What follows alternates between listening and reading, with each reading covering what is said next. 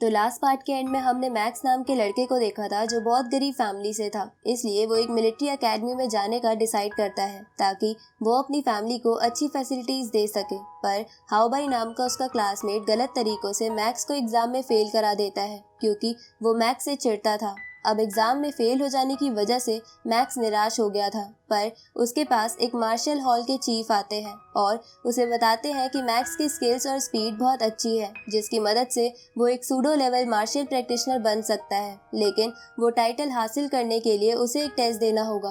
तो अब ये बात जानकर मैक्स खुश हो जाता है और टेस्ट देने के लिए मान जाता है। अब आगे तो इस पार्ट की शुरुआत में हम मैक्स के फादर को देखते हैं जो सुबह सुबह घर से जा रहे थे क्योंकि उन्हें कोई नया काम मिला था जिससे वो थोड़े पैसे कमा सकते थे। इस तरफ मैक्स भी तैयार होकर अपने घर के बाहर आ जाता है जहां चीफ कार में मैक्स का इंतजार कर रहे थे क्योंकि आज मैक्स का सूडो प्रैक्टिशनर बनने का टेस्ट था। अब मैक्स कार में बैठ जाता है जहां चीफ यांगवू नाम के लड़के से मैक्स को इंट्रोड्यूस कराते हैं क्योंकि यांगवू भी सूडो प्रैक्टिशनर का टेस्ट देने वाला था। इसके बाद चीफ उन दोनों को बताते हैं कि इस टेस्ट के बाद तुम्हारा एक और एग्जाम होगा और तभी तुम दोनों सूडो प्रैक्टिशनर बन पाओगे। ये सुन के यांगवू मैक्स से पूछता है कि क्या तुमने सोचा है कि तुम सूडो प्रैक्टिशनर का एग्जाम पास करने के बाद क्या करना चाहते हो, क्योंकि इस एग्जाम को पास करने के बाद तुम्हारे पास 4 रास्ते होंगे, जिसमें पहला कि तुम मिलिट्री ज्वाइन कर लो और कंट्री को प्रोटेक्ट करो, दूसरा मार्शल आर्ट हॉल ज्वाइन करके स्टूडेंट्स को सिखाओ और खुद सीखो,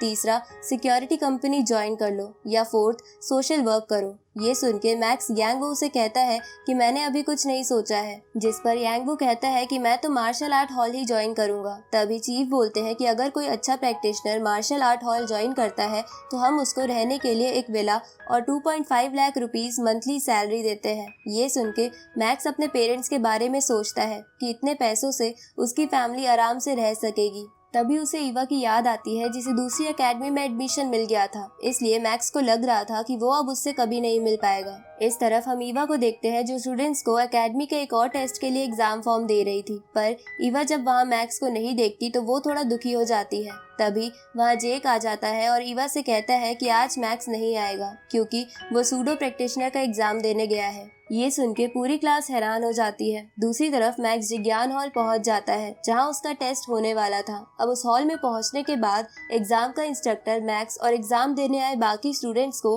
अलग अलग रूम में भेजता है, जहां जब मैक्स उस रूम की एक चेयर पर बैठकर एक स्पेशल हेलमेट पहनता है तो वो एक गेमिंग सिमुलेशन में चला जाता है जो बिल्कुल आउटर वर्ल्ड की तरह थी। अब वहां पहुंचने पर उन सबको अपने चारों ओर पिग और कैट मॉन्स्टर्स दिखते हैं, तो सब अपना अपना वेपन उठाकर उनसे लड़ना शुरू कर देते हैं, लेकिन मैक्स घबरा जाता है। तभी वहां एक टाइगर मॉन्स्टर भी आ जाता है, पर उनमें से एक बंदा उसे मार देता है। ये देखकर मैक्स भी खुद को संभालता है और अपनी स्वॉर्ड लेकर लगातार एक पिग पर अटैक करके उसे मार देता है। उसी वक्त मैक्स देखता है कि एक टाइगर मॉन्स्टर एक बंदे पर अटैक करने वाला है, तो मैक्स सही समय पर उस टाइगर बीस्ट को मार देता है। तभी उन सबको अपने रडार पर सिग्नल मिलता है कि उनकी पास वाली बिल्डिंग में एक बहुत खतरनाक मॉन्स्टर है। इधर हम मैक्स के फादर को देखते हैं जो अपने दोस्तों के साथ एक घर में सामान शिफ्ट करने का काम करने आए थे, पर वो घर हाओबाई का था। दूसरी तरफ वो सब उस बिल्डिंग में आ जाते हैं जहां उनका डेंजर इंडेक्स 500 पहुंच जाता है, जिसका मतलब था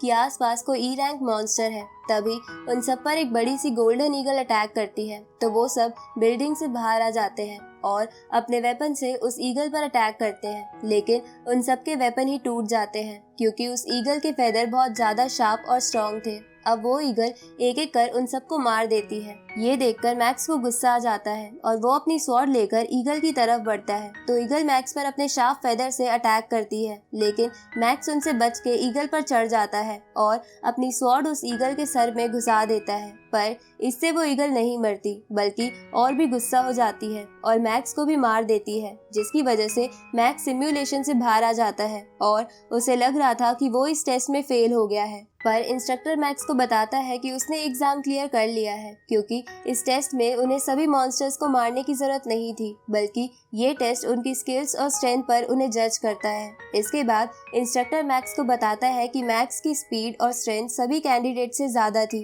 जिसकी वजह से उसका स्कोर हाईएस्ट है। ये सुन के मैक्स खुश हो जाता है। अब वो इंस्ट्रक्टर पास हो चुके कैंडिडेट्स को कहता है कि उनका अगला एग्जाम अगले महीने होगा, जिसमें उन्हें असली मॉन्स्टर्स का सामना करना होगा, इसलिए वो सब अच्छे से अपने आप को ट्रेन करें। इसके बाद उन सबको नेक्स्ट एग्जाम के लिए कुछ ट्रेनिंग मेथड्स बताए जाते हैं, जिसके बाद मैक्स उस हॉल से निकल जाता है। इधर हम हाओ बाई के घर को देखते हैं, जहां हाओ बाई मैक्स के फादर को धक्का मारता है और उन पर झूठा आरोप लगाता है कि उन्होंने उसके घर का एक फर्नीचर तोड़ दिया है। ये सुन के मैक्स के फादर के दोस्त हाओ बाई से कहते हैं कि वो फर्नीचर पहले से ही टूटा हुआ था, पर हाओ बाई उनकी नहीं सुनता और उन सबको अपने गार्ड से पिटवाता है। पर तभी वहाँ मैक्स आ जाता है, जो अपने फादर को घर ले जाने आया था। पर मैक्स अपने पेरेंट्स को पिटता हुआ देखकर गुस्सा हो जाता है और हाओ बाई उसे और गुस्सा दिलाता है, क्योंकि वहाँ चारों तरफ सीसीटीवी कैमरास लगे हुए थे। अब मैक्स गुस्से में उन गार्ड्स को बहुत मारता है और उनके हाथ पैर तोड़ देता है। साथ ही मैक्स हाओ बाई को भी बहुत पीटता है। पर तभी वहाँ पुलिस आ जाती है, जिन्हें हाओ बाई आधी सीसीटीवी फुटेज दिखाकर मैक्स को अरेस्ट करवा देता है। लेकिन ये सब ईवा भी देख लेती है, जो वहीं से गुजर रही थी, और उसे मैक्स की चिंता होने लगती है। आगे मैक्स को जेल में डाल दिया है, जहां एक पुलिस वाला मैक्स के फादर को बताता है कि हम मैक्स के केस को और इन्वेस्टिगेट करेंगे और अगर हमें पता चलता है कि मैक्स की कोई गलती नहीं थी तो हम उसे छोड़ देंगे। ये सुन के मैक्स के फादर पुलिस ऑफिसर से पूछते हैं कि आज मैक्स ने सूडो प्रैक्टिशनर का एग्जाम दिया है, तो इस अरेस्ट की वजह से उसके रिजल्ट पर तो कोई असर नहीं होगा ना। अब सूडो प्रैक्टिशनर एग्जाम सुनकर ऑफिसर चौंक जाता है। इधर सेल में एक ताकतवर गुंडा मैक्स से उसकी मसाज करने को कहता है, पर मैक्स इसके लिए मना कर देता है, जिसकी वजह से वो गुंडा गुस्सा हो जाता है और मैक्स पर अटैक करता है। पर मैक्स उसके अटैक से बच जाता है। पर मैक्स ये समझ जाता है कि उस गुंडे की स्ट्रेंथ बहुत ज्यादा है, इसलिए मैक्स उस गुंडे के अटैक से बचते हुए उसे बहुत मारता है। तो वो गुंडा मैक्स से माफी मांग लेता है। तभी सेल का एक कैदी मैक्स से कहता है कि तुम्हें यहाँ लड़ाई नहीं करनी चाहिए, क्योंकि अगर एक बार तुम पर पक्का केस बन गया तो तुम सूडो एग्जाम से बाहर हो जाओगे। दूसरी तरफ हम हाओ बाई को देखते हैं, जो बार में एक बंदे से मिलता है और उसे बताता है कि एक लड़के ने हाल ही में मुझे और मेरे दोस्तों को पीटा था, साथ ही उस लड़के ने मुझे परेशान कर रखा है। ये सुन के वो बंदा हाओ बाई से बोलता है कि तुम तो मार्शल आर्ट हॉल के स्टूडेंट हो, तो तुम उससे कैसे हार गए। जिस पर हाओ बाई उसे बताता है कि मैक्स बहुत ताकतवर है और उसने आज ही सूडो प्रैक्टिशनर एग्जाम भी दिया है।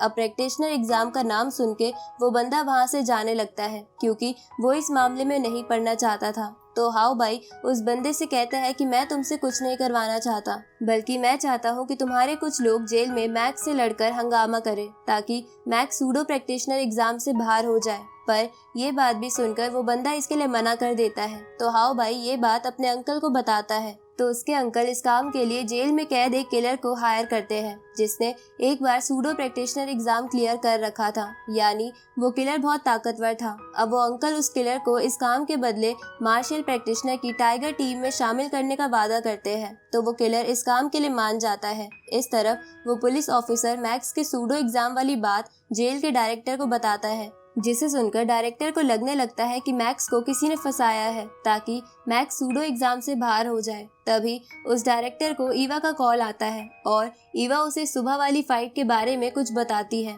दूसरी तरफ हम चीफ और उस इंस्ट्रक्टर को देखते हैं, जो उस किलर के बारे में ही बात कर रहे थे, क्योंकि उस किलर ने अपने सूडो प्रैक्टिशनर एग्जाम में कई कैंडिडेट्स को मार दिया था, जिसकी वजह से वो अभी जेल में था। आगे चीफ और प्रैक्टिशनर सूडो एग्जाम के सभी कैंडिडेट्स की स्किल चेक करने लगते हैं, जहां मैक्स की प्रोफाइल देखकर इंस्ट्रक्टर चीफ से कहता है कि वैसे तो इसकी स्पीड और स्ट्रेंथ बहुत अच्छी है, पर ये पहली बार सूडो एग्जाम दे रहा है, इसलिए इसे एग्जाम क्लियर करने में बहुत डिफिकल्टी आएगी। पर तभी वहाँ खड़ा वो वॉरियर जिसने मैक्स की जान बचाई थी, इंस्ट्रक्टर से कहता है कि मैक्स वो एग्जाम आराम से क्लियर कर लेगा, क्योंकि जब मैक्स सूडो प्रैक्टिशनर एग्जाम दे रहा था तब मैं भी वो टेस्ट देख रहा था और मैंने मैक्स के अंदर बहुत ही ताकतवर स्पिरिचुअल पावर महसूस की थी। ये सुन के इंस्ट्रक्टर चौंक जाता है। इधर हम मैक्स को देखते हैं, जिसे चीफ की एक बात याद आती है, जिसमें चीफ ने पास हुए कैंडिडेट्स को बताया था कि मार्शल प्रैक्टिशनर में कुछ रेयर प्रैक्टिशनर्स भी होते हैं जिनके पास स्पिरिचुअल पावर होती है। साथ ही वो प्रैक्टिशनर्स ऑर्डिनरी प्रैक्टिशनर से 2 गुना ताकतवर होते हैं